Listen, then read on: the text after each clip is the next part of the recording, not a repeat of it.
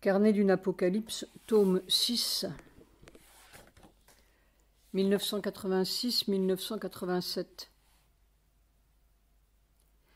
À Sujata, avec qui, pas à pas, nous avons traversé ces terribles épreuves, portées par notre seul amour pour mère et notre volonté désespérée de continuer leur œuvre jusqu'au bout. Découvrir le mystère terrible et merveilleux de la vie sur la terre. 1986, sans date. Je me débats dans un mystère humain, entre guillemets, que ces carnets cherchent constamment ou prématurément à dénouer. Janvier, chronologie des événements mondiaux.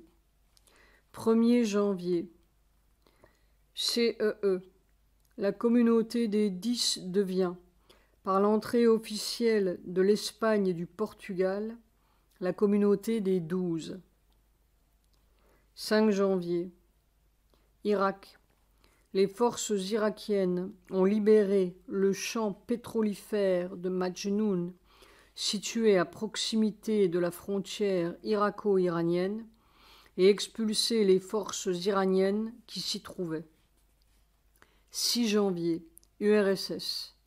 Le porte-parole du ministère soviétique des Affaires étrangères, Vladimir Lomeïko, accuse les États-Unis de pratiquer une politique de terrorisme d'État et de recourir à des menaces d'agression contre des pays tels que la Syrie, la Libye et le Nicaragua. RFA. La police ouest-allemande expulse près de 10 000 écologistes qui bloquent le site de la future première usine de retraitement nucléaire à Wackersdorf, Bavière. 10 janvier, Inde. Face à l'agitation accrue d'activistes sikhs, le gouvernement indien prend des mesures exceptionnelles de sécurité au Pendjab. Afghanistan. Les forces soviétiques sont renforcées par des armes lourdes et des hélicoptères de combat. 12 janvier, USA. À côté des 4 forces fondamentales, gravitationnelles, faibles, électromagnétiques. Il existerait une 5e force dans l'univers, appelée hypercharge. 13 janvier, Yémen du Sud. 4 hauts responsables du pays, dont l'ancien chef de l'État Abdel Fattah Ismail, sont exécutés après une tentative de coup d'État. 15 janvier, Liban. Les combats qui opposent les chrétiens partisans et adversaires de l'accord inter-milices libanaises, conclu le 28 décembre, ont fait près de 200 morts. Yémen du Sud. Les combats s'étendent à tout le pays. 20 janvier. Israël. Le gouvernement annonce la création de 13 nouvelles colonies de peuplement dans la bande de Gaza et en Cisjordanie. 22 janvier. Égypte. Au Caire, un tribunal annule le jugement qui avait décidé la saisie des 1001 nuits après une campagne menée par les milieux intégristes. Inde. Les 3 policiers sikhs qui ont assassiné Indira Gandhi le 31 octobre 1984 sont condamnés à mort. 24 janvier. Espace. Après 8 ans et demi de voyage et 3 milliards de kilomètres, la sonde américaine Voyager 2 passe au voisinage de la planète Uranus. 28 janvier. Haïti. Les manifestations antigouvernementales s'étendent. La foule détruit le tribunal de Gonaïves et demande le départ du président à vie, entre guillemets, Jean-Claude Duvalier. USA. Une navette Challenger avec 7 personnes à bord explose en vol peu après son décollage. 29 janvier, Israël. L'aviation israélienne attaque 3 camps palestiniens proches de Saïda, dans le sud du Liban. Mexique. Plusieurs dizaines de milliers de personnes manifestent dans la capitale contre la politique économique d'austérité du gouvernement et en faveur d'un moratoire de la dette extérieure. 30 janvier. Espace. Les informations fournies par Voyager 2 font davantage avancer les connaissances sur Uranus que 2 siècles d'observations classiques. On en connaît maintenant 15 satellites, 11 anneaux, un champ magnétique, une couronne d'hydrogène. 4 janvier 1986. Un autre point névralgique est apparu sur la colonne vertébrale. La situation se complique. Ce corset névralgique est tout à fait contraire à une vie divine. Ça doit changer. Ou quoi ? 7 janvier 1986. Les forces de la vieille vie refluent ou déclinent très vite. 9 janvier 1986. C'est curieux. Tout au fond du corps, je retrouve quelque chose qui ressemble à la soif du bébé pour sa mère, mais au lieu de cette énergie sauvage, primitive ou animale, c'est un autre soleil qui l'absorbe. Et il sent, aussi simplement et évidemment qu'un bébé, que cet autre soleil est nourrissant ou nourricier. Il sent que ça aime, il en a soif. Mais alors là-dessus, sur cette réalité de base, pourrait-on dire, vient se plaquer ou se coller ou s'ajouter, recouvrir, une autre réalité, un système ou un appareillage que le corps fondamental sent comme mensonger, irréel en lettres capitales. C'est horriblement faux, mais ça fait mal. Et c'est ce mal qui domine, recouvre la vraie réalité nourrissante. C'est comme une croûte de mort ou un réseau de mort ou un appareillage de mort qui recouvre la vraie vie. Là, au fond, tout au fond du corps, ça vit en lettres capitales, sans problème. C'est ensoleillé, naturel, mais naturel comme rien n'est naturel au monde parce que tout est recouvert de ce mensonge mortel. Et alors je suis là avec des douleurs, des chagrins, des névralgies, enfin tout un atavisme animal et humain, tandis que là-dessous coule une vie, V majuscule, inexprimable, mais une vie si puissante, si formidable et divine en lettres capitales. C'est du divin pur en lettres capitales. Et c'est insupportable pour toute la vieille croûte que notre science, entre guillemets, appelle la biologie, entre guillemets. Ce n'est pas de la biologie, c'est de la nécrologie. Ils ne connaissent rien en lettres capitales à ce qu'est la vie. Mais le corps apprend à téter cet autre soleil, ce vrai soleil, tandis que l'autre imbécile gémit et voit ses forces décliner. C'est une étrange situation mixte, entre guillemets. C'est-à-dire que nous voyons tout à travers les yeux de la mort et nous sentons tout à travers les sens de la mort. Et il faut physiquement apprendre à sentir et percevoir avec le vrai sens et voir avec les yeux de la vie. C'est une autre vie à apprendre physiquement.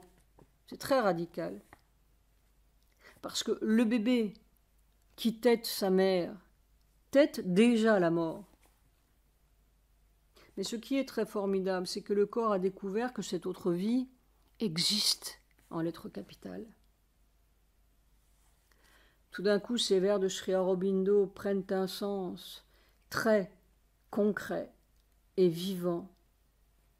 I have been digging deep and long, mid the horror of filth and mire, a bed for the golden river's song.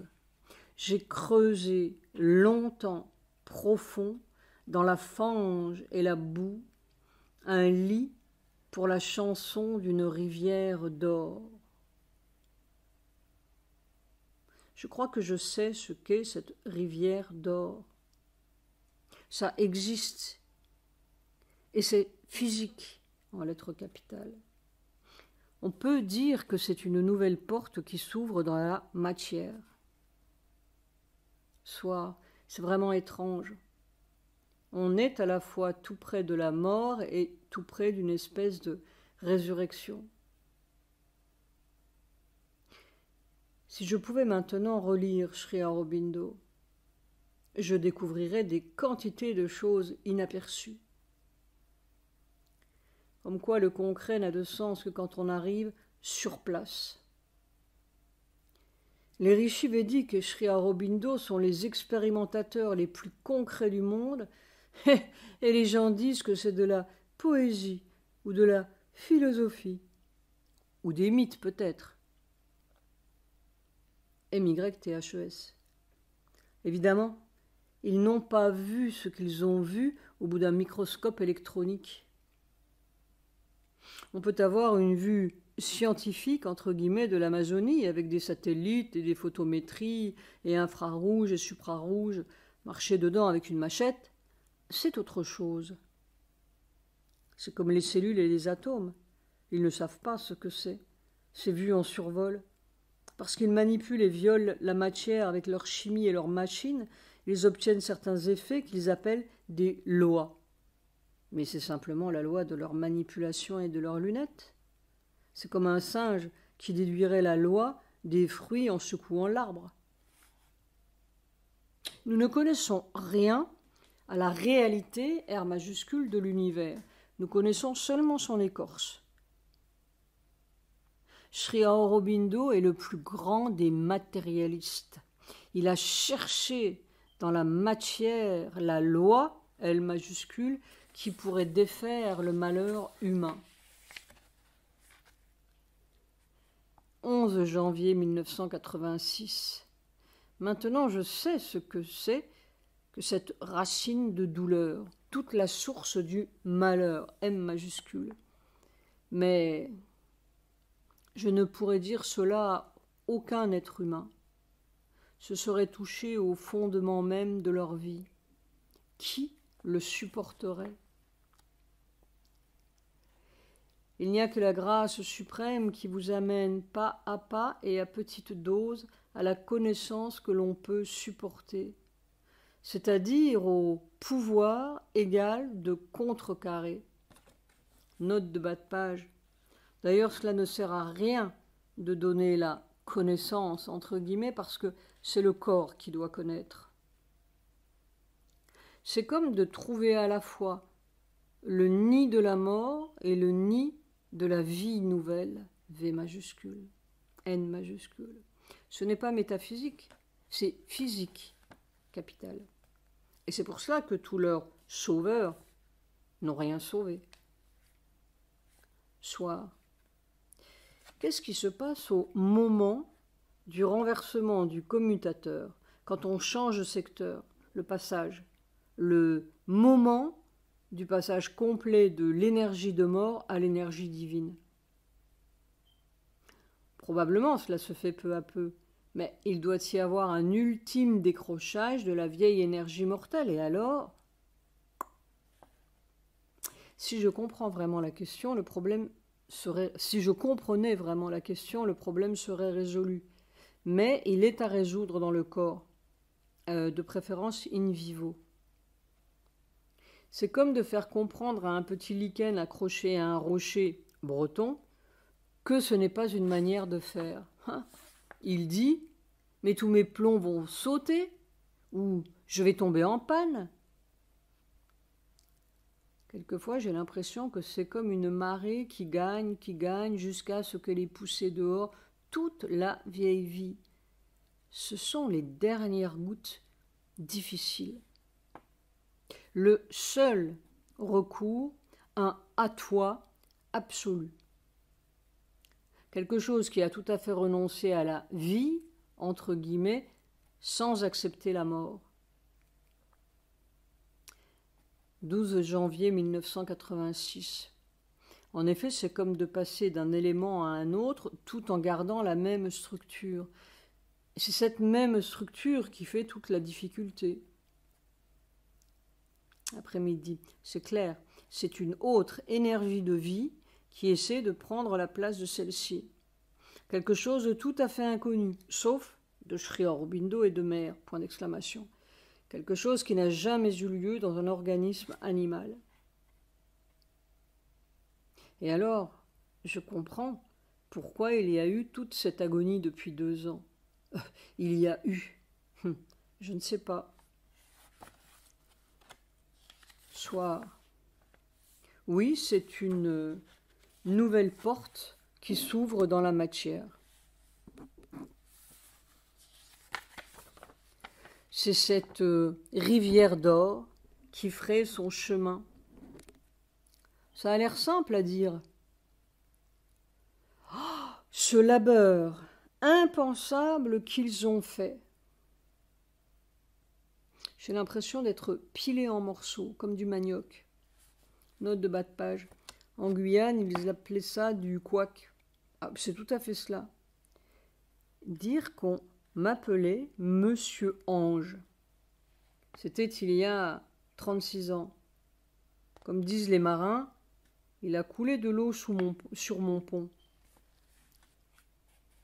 Ô Seigneur, il est à toi.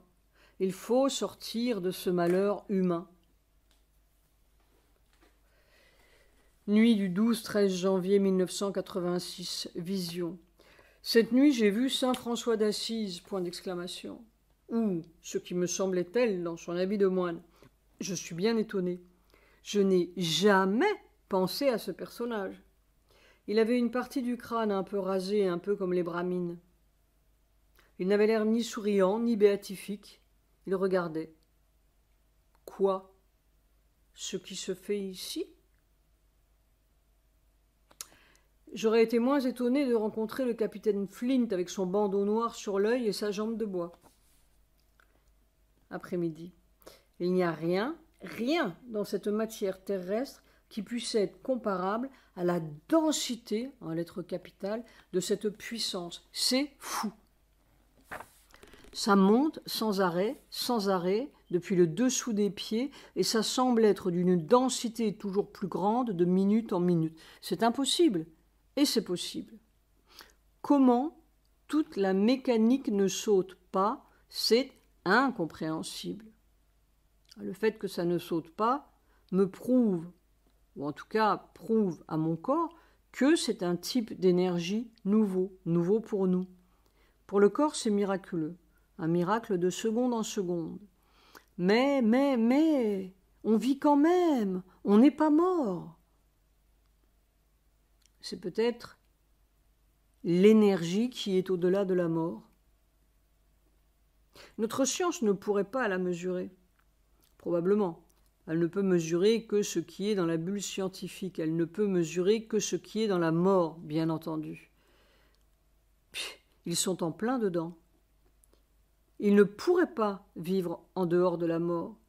Ils éclateraient tout de suite, et leurs instruments avec. L'Apocalypse, c'est cela. On enlève la mort. C'est la croûte de mort qui s'en va.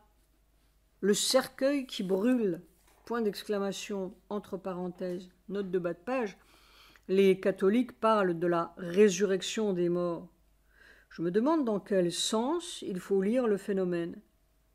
Je crois bien qu'ils le lisent dans le mauvais sens. Les morts, c'est nous. Je me répète, mais pour le corps, c'est chaque fois une découverte. Soit, en fait, c'est la science, entre guillemets, d'une certaine prison.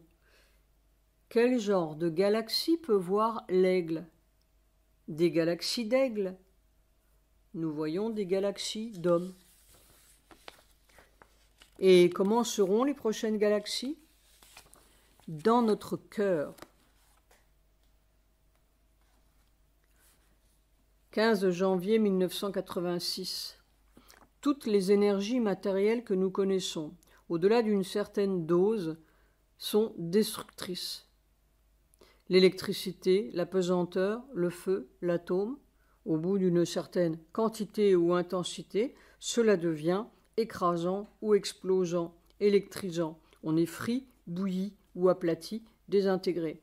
Il suffit d'être dans un cyclone ou une avalanche pour comprendre. Tandis que cette énergie nouvelle, elle peut, semble-t-il, augmenter de dose indéfiniment sans rien détruire. Elle n'est destructrice que de la mort, de l'obscurité et du mensonge, l'illusion. C'est-à-dire qu'elle oblige le corps à un état divin.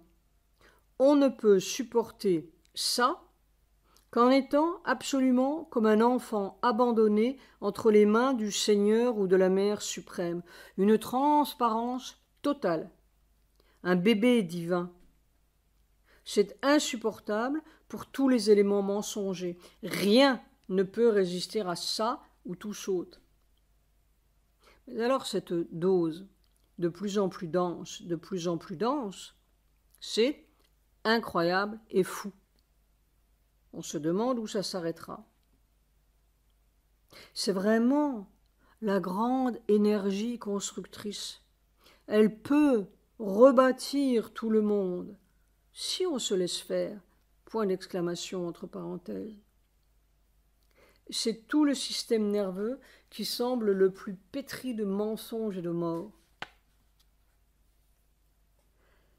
Par hasard, je tombe sur ces renseignements. Point d'exclamation.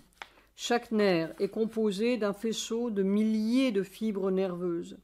Les cellules nerveuses médulaires atteignent plusieurs milliards. Le cerveau contient 1000 millions de cellules nerveuses. La douleur n'est pas perçue localement.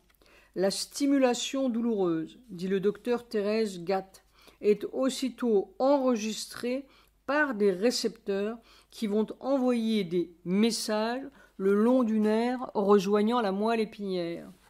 À ce niveau, le même message est retransmis dans la corne postérieure de la moelle. Là, d'autres cellules nerveuses, les neurones convergents, prennent le relais pour transmettre le message jusqu'au cerveau dans le thalamus. C'est alors seulement que le malade prend conscience du phénomène douloureux. Les victimes de certaines lésions du système nerveux ne reçoivent effectivement plus ce signal. Il y a eu interruption des voies de la douleur. Il existe aussi des cas où des malades atteints d'insensibilité congénitale se brûlent ou se fracturent un membre sans s'en rendre compte. Je me demande même si cette grande énergie constructrice détruit la mort. Elle doit l'enfourner dans une sorte de limbe d'irréalité. Elle est la réalité. On ne détruit pas les fantômes, on souffle dessus. Sacré souffle.